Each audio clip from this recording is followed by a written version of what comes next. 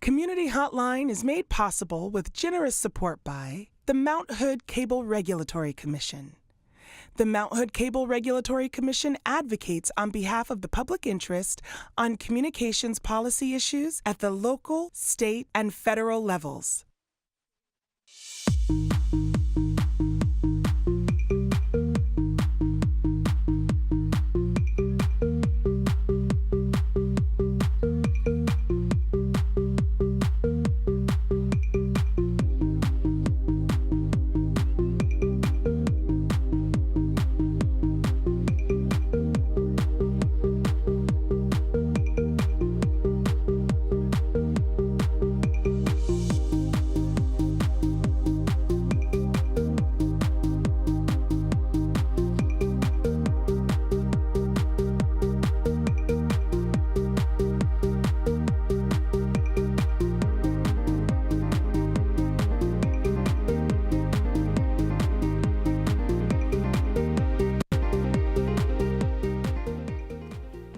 Hi, and welcome to Community Hotline. My name is Monica Weitzel, and we're here in Gresham at MetroEast Community Media. Tonight's show is full. We have a lot of information for you, and we're going to start out talking with the Community Energy Project. And here representing, we have Molly Mosenthal. You are the community educator regarding weatherization. Yes, thank you. Good to have you here. And Sherry Pelsman, you are the program director. It's nice to have you here again. Oh, always love being on. Good, good.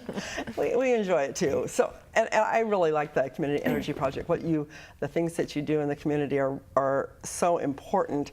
Maybe you can tell me a little bit, Sherry, about the history of the organization, why it got started, and what your mission is. Sure. So we actually started in 1979. We were part of another nonprofit called the Elliott Energy House, and we were just a little Vista project. And it came out of the energy crisis of the late 70s when there were gas lines. Sit there in lines for gas. You don't remember that, I'm sure, but I do. And insulating homes, weatherizing homes was really a brand new concept. And so back then we were teaching people how to put up plastic on the outside of windows, and it was this milky white plastic. And such a good look. Go outside and you built these frames, and we had these workshops inside people's homes, and they had to be wrapped up before the Cosby Show started. And that was the rule. And since then, we've really expanded. We have a great lead poisoning prevention workshop series, both on how to live in an older home and avoid lead exposure, and how to actually conduct a lead paint disturbing project in a safe way. And we also have services for low-income seniors and people with disabilities, where we can make safety repairs and weatherize homes for people in the city of Portland. And we have a new insulation workshop. Oh boy, you do a lot of things. I mean, it's really important work. The weatherization and the insulation, that's great for saving money, and keeping warm, obviously. But and the lead workshops. I mean, that's a really big topic in the area this year. So, yeah. And the nice thing about lead is it's something where if you understand how lead exposure occurs, there's a lot you can do to prevent it. Thus the workshop about having the lead disturbing projects, right? Exactly. Yeah, yeah. It's like disturbing. So, to me, so you have several workshops coming up, and you are now expanding into East County, right? So you didn't. Yeah, so new this year, actually, we're expanding into Gresham, and we also have some funding for East County as well, especially for Northwest Natural customers. Okay. So we have been able to expand our service area quite a bit outside of the Portland area. So the East County, that'd be Gresham, Fairview, Wood Village, Troutdale, Corbett as well. Yeah, Corbett too. Great, great. So that's good news for the people out here in East County. So tell me about some of the workshops that you have coming up, because you have several in December. Yeah, correct? we do. We have one here actually at MetroEast Community Media on December 1st. That's a weatherization workshop, 6 do you to run 8 that p.m. one? I will be teaching that one. Okay. We also have one on the 5th. We have a lead poisoning prevention workshop at the East County WIC. 2 to 3 p.m. Right down the street. Awesome. About 2 blocks away. Really close. So if you know where we are, you can find them. You know where they are. Yeah. And then we also have another weatherization one at the Woodland Elementary School in Fairview. That's on December 7th, 6 to 8 p.m. And then we also have a do-it-yourself insulation workshop that Sherry will be teaching here again at MetroEast on December 8th at 6 to 8 p.m. Excuse me. We'll get to see a lot of you. Yeah. That'll be great. That'll be Yeah, great. so lots of workshops coming up in this area. How long have you been with the organization, Molly? I just started about 6 weeks ago, so I jumped right in, really? started Wow. teaching weatherization workshops. Wow. Yeah, yeah, it's been great. Feels like it's been months. Yeah. You learn a lot there, But huh? it flies by, but I've learned so much. I bet. So, when people come to your workshops, when they leave, do they get what they expected? I mean, when people come in, do they think they're going to, just learn a little bit? Do they think they're going to be masters of weatherization? What do people expect when they come to your workshops, and how do they feel when they leave? I find that people are surprised at how much they understand. So the installation workshop is a bit more complicated, and people come in really, timid sometimes, especially women, come in like, oh, I don't know, and then walk away feeling really confident and excited. It's kind of a, ego booster to go, wow, I did that myself. That would make you feel really good. And learning the language is really kind of exciting. You learn about baffling and soffits and, So when you're out in the community and somebody says, when I weatherize my attic. Is that? You see things a little bit differently when you learn something. You really can't unsee it. You notice new things. I noticed a lot of people after the weatherization workshops too just talk about learning about their heating system is a huge thing. Sometimes people are just pumping up the thermostat, not really sure what's happening there. Right. So learning how that works and how to save money around your thermostat is really important. Well, you can save a lot of money, can't you? whole lot. Tell me about that. So we actually conduct follow-up surveys in the spring, and people report that they save an average of $10 to $40 monthly on their energy bills after putting their tips and tricks to use. So that's huge. It really makes a difference. Yeah. And if people are low income, and don't have a whole lot of extra money, $40 a month, hey, a lot, yeah. that can pay some bills. And the basic weatherization workshop is great for renters, people in mobile homes, trailers, fifth wheelers. We can weatherize it if you have windows. And so this is also an option. You don't have to be a homeowner. This stuff is temporary. We have lots of ways to get, to be able to work with something a landlord would be happy with. Now, what about the workshops? These are free workshops, which is a really big deal. I mean, that's a huge benefit. So when people come there, what can they expect? Say they're going to the installation workshop. What will people see when they get there?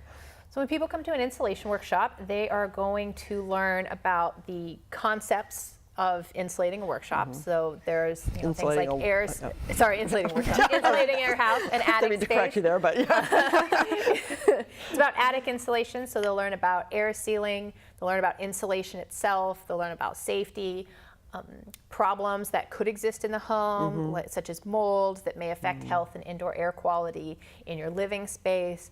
And they will learn how to conduct their own audit, an own energy audit, and know what supplies they're going to need, and where to get them, and how to install them.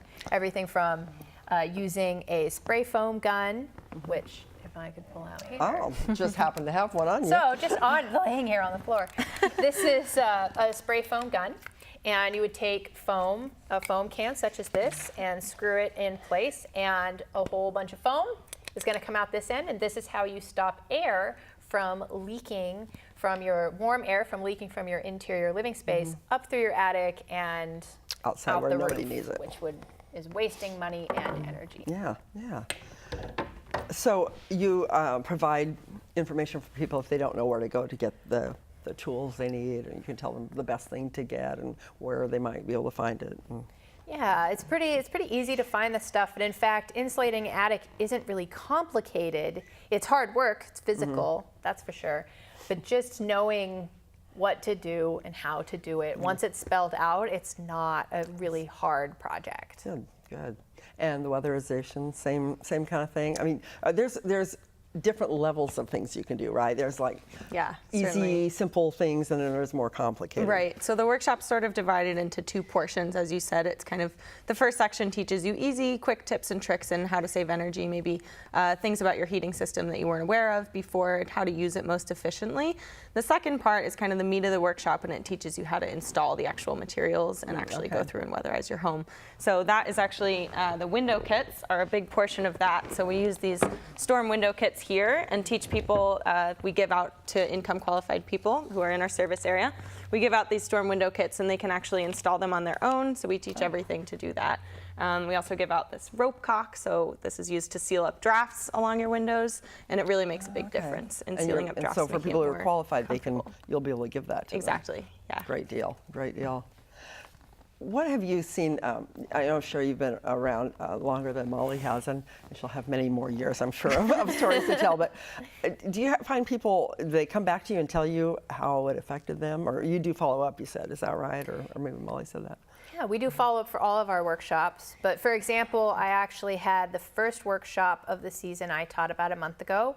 And there's been a woman who worked out a deal with her landlord to weatherize the attic. And she has sent pictures of her progress and her audits, and has followed up with some really specific technical questions and asked for advice on what to do. And those kinds of stories are my favorite, because you just see how much pride there is in what was accomplished. And she knows that she's speaking a language that somebody else is understanding. So I can say, like, good job baffling your heat producing devices up there. And it baffled you before, but now you know. Exactly. It doesn't have to be baffling. Yeah, that's great. So that kind of stuff is very cool. And last year when we surveyed folks that took the basic workshop, we asked the question, are you more likely to try different kinds of do-it-yourself projects in the home? And overwhelmingly the answer is yes. And people said it made them feel handy and capable, and that's just so exciting. Isn't that funny? I just started doing stuff around my house not very long ago. Now, Emily, our director here, she can do just about anything around a house and can probably build one. But I, the first time I fixed my garbage disposal, I was like, I had to get an Allen wrench. Oh, I think I know what that is. I mean, it was ridiculous how the things I didn't know, but I felt really good about it afterwards. And, so that's just a little added benefit of the workshops. You brought a couple of pictures, didn't you, of from some of the events or some of the workshops. Yeah. Maybe we could take a look at those, and you can tell us what we're looking at. How many people do you usually get at the?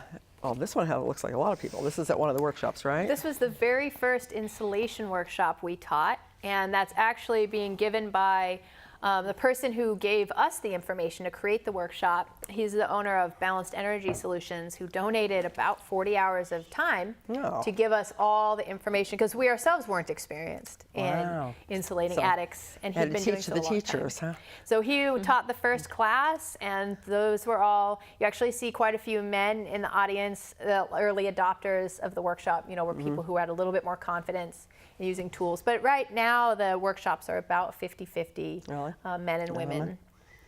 And that is a volunteer utilizing the things she learned. She's actually silicone caulking a window, so there's actually a big gap there between the wood and the glass, which lets a lot of air escape. So she is caulking that to seal those gaps, and then a window kit will be installed on top of that, so there's a pocket of dead air that acts as an insulation to keep the heat in. The older home, there's a lot of older homes in this area, in Portland area. So those wooden double hung windows are our forte. And that is Molly. Her, and she is talking about ductwork and how it works and how to seal it. That's an elbow joint, which needs a lot of air sealing, so that moist air you're moving from one place to another stays in the duct and not leaking out all over the place. Okay. And there's me. And there I'm talking about what are called soffit vents, which are vents that let air into your attic space so that air is moving and flowing and not creating mold issues. So I'm talking about how the one in my left hand, the wooden one, lets a lot of air in. And I'm showing this participant that this really beautiful soffit vent actually, with the net and everything, is not letting any air through. Oh. So it's useless. It may look good, but it's not worth a darn. Nope. Form over function. Wow. Okay. So how many people usually show up at these workshops? They're kind of small, intimate number of people, aren't there? I mean, it's not like this big, huge 50 to 100 person workshop, because it's intimate enough that people can ask questions. They can actually, you can show them things, and they can feel comfortable Exactly. So talking they about vary it. quite a bit. For the weatherization workshops, it varies a lot on the weather, obviously. So this beautiful sunny day we've been having today, people don't want to come to a workshop because they don't see the need. Right. That being said, when it gets chillier, people tend to flow in. They start to getting, you can actually feel the drafts coming into your home and feel how relevant it is. So people really start to come. I would say on average, the public workshops we teach are between 5 to 15, but they vary quite a bit. That's good. And when they get that first bill, the first, Exactly. first heating bill October, of the November season, starts to I'll get some calls chilly. in. Yeah. And across all the workshops around in the course of a year, we'll serve about 1,200 households. Wow, that's a lot. So we give a lot of workshops. That's great. You do. We're just about out of time. Anything else that we should know about Community Energy Project or the workshops coming up? Just that anybody is welcome to our classes. You don't have to meet income guidelines or live in certain areas to come, and that we're available for questions. We really like just teaching and sharing information, and that these are things that every day people can do. Even if you have never so much as picked up a hammer, you can learn how to do this stuff. And you too can feel good about it. Exactly. That's great. Thank you both very much. I appreciate it. Thanks, Monica. You bet. Thanks for watching this first segment of Community Hotline. I was going to say Community Energy Project. Community Hotline. Hope you learned something, and do come to the workshops, and you too can feel good about what you know how to do for your home. Don't go away. We'll be right back with more of Community Hotline.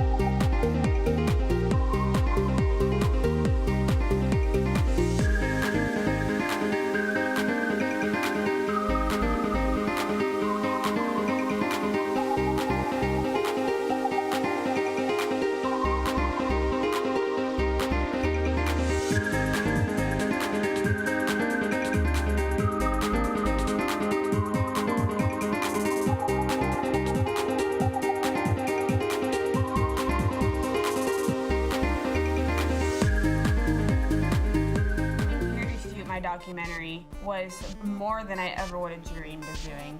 This is a community media station. It was phenomenal. Ready, camera one. What is it about this place that makes so many different people come together? Ready, camera two. Very professional, experienced people. You can use these industry standard pieces of equipment. Ready, camera three. Take three.